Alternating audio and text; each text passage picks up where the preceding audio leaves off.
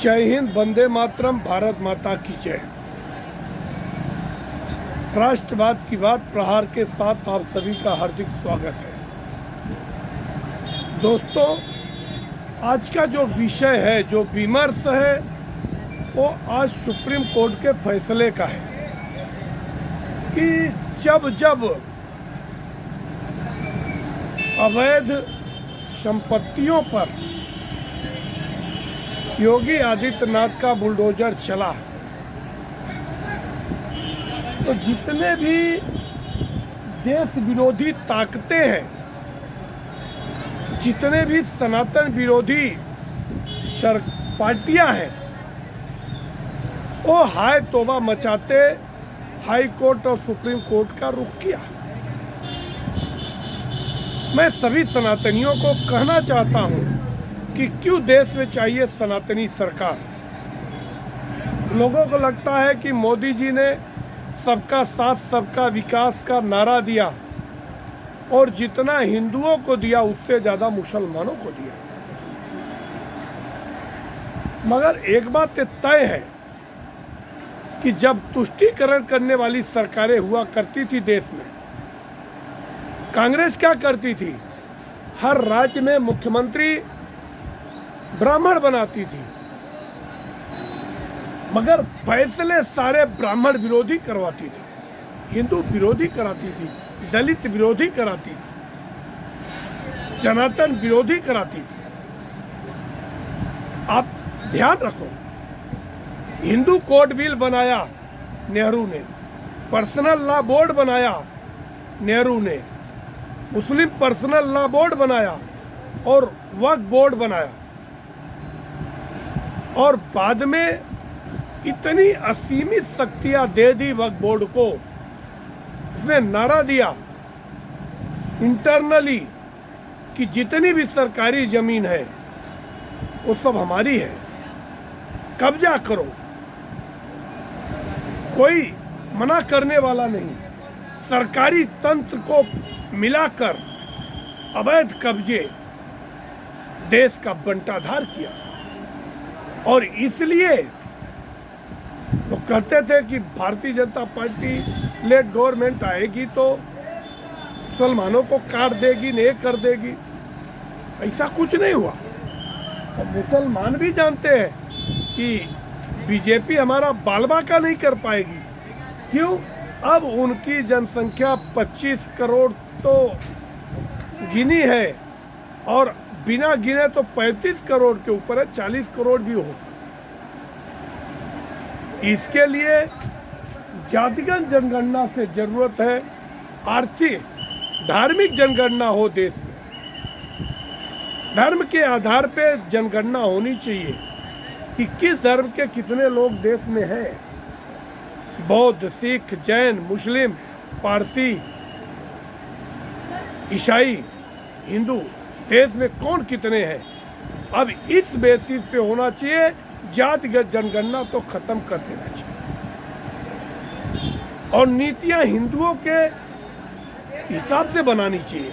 इसमें जिसकी जितनी आबादी है, जिसको हक नहीं मिला है, उनको हक मिलना चाहिए। तो आज जब बुलडोजर एक्शन को देखकर जमीयत उलेमा हिंद चली गई सुप्रीम कोर्ट, और सुप्रीम कोर्ट ने 17 सितंबर को अंतरिम आदेश दिया कि बुलडोजर एक्शन बंद हो। मगर एक शर्त उसने कहा कि अवैध निर्माणों पे एक्शन चालू रहे। तो बाद में फैसला हुआ कि 2 अक्टूबर को, 1 अक्टूबर को हमारा फाइनल फैसला आएगा, तब तक बुलडोजर पे रोक लगनी चाहिए। अब योगी आदित्यनाथ को देखकर जहां जहां बीजेपी की सरकारें हैं, चाहे वो आसाम की हिम्मता बिस्व शर्मा की सरकार हो, चाहे मोहनलाल यादव की सरकार हो, लोग कहते हैं कि मामा को क्यों हटा दिया। ये मादा मामा में नहीं था। सेकुलरिज्म की ऐसी घुट्टी पिए थे वो, उनको देश का विकास नहीं चाहिए, सेकुलरिज्म चाहिए। अब चाहे मोहन यादव की सरकार हो, चाहे राजस्थान में शर्मा जी की सरकार हो, ये मादा सिंधिया में नहीं था, ज्योतिरादित्य की मौसी। और इसके लिए वसुंधरा राजे को हटाया गया। देश में राष्ट्रवादी सरकारें चाहिए। 50 साल तक जो कांग्रेस ने शासन किया, महाराणा प्रताप को कभी महान नहीं बताया। तुष्टीकरण के चक्कर में चोर उचक्के मुगल उनको महान बताया। अवैध मस्जिदें, मजारे, सड़कों पे, ट्रैक पे, दुर्भाग्य देश का।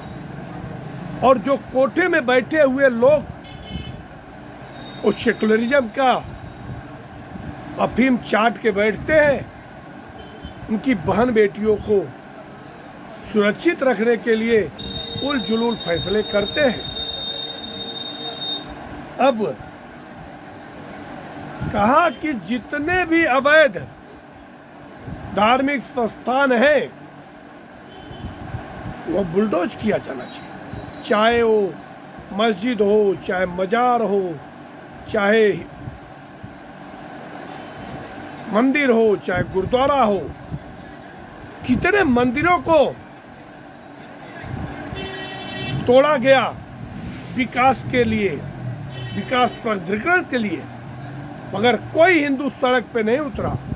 मगर हिम्मत है किसी सरकार में कि एक अवैध मस्जिद को तोड़ के दिखाओ।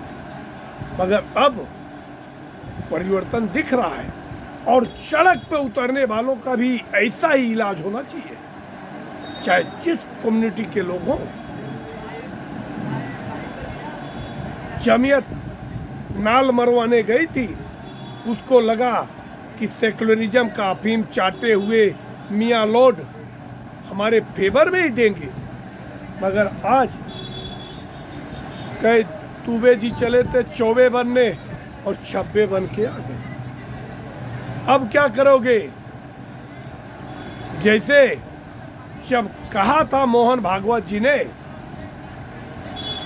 कि सिर्फ 3 मंदिर हमें दे दो, बाकी के मस्जिदों में हम शिव जी को नहीं ढूंढेंगे। मगर एक कहे दुर्योधन की तरह कि बिना युद्ध के सुई के नोक के बराबर नहीं दूंगा। और अब हिंदू महासंगठन ने अजमेर शरीफ दरगाह में भी दावा पेश किया है। अब दावा पेश हुआ है आने वाले टाइम में अजमेर शरीफ दरगाह भी भोलेनाथ की मंदिर होगी।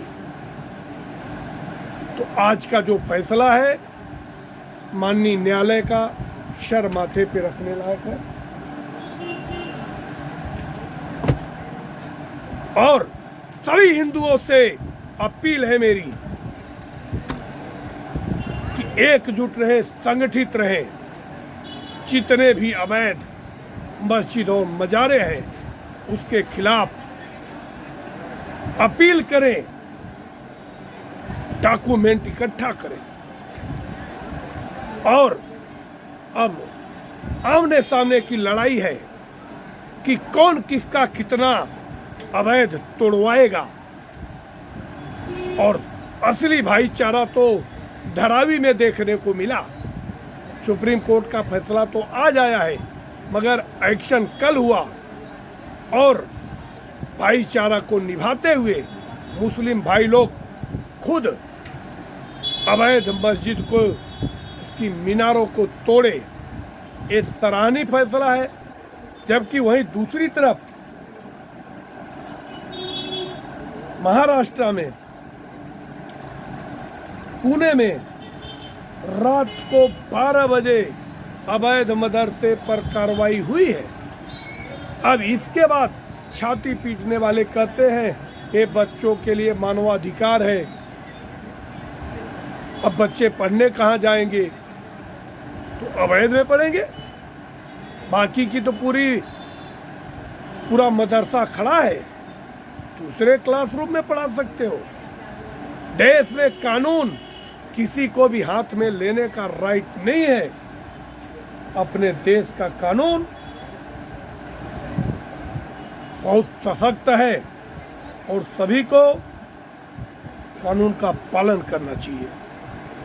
आप देखते रहिए राष्ट्रवाद की बात प्रहार के साथ। आप सभी का हार्दिक स्वागत है। मेरे चैनल को सब्सक्राइब कीजिए और राष्ट्रवादियों के पास भेजते रहिए। लोगों से अपील कीजिए ज़्यादा से ज़्यादा सब्सक्राइब करने के लिए। बहुत बहुत धन्यवाद। जय हिंद, वंदे मातरम, भारत माता की जय।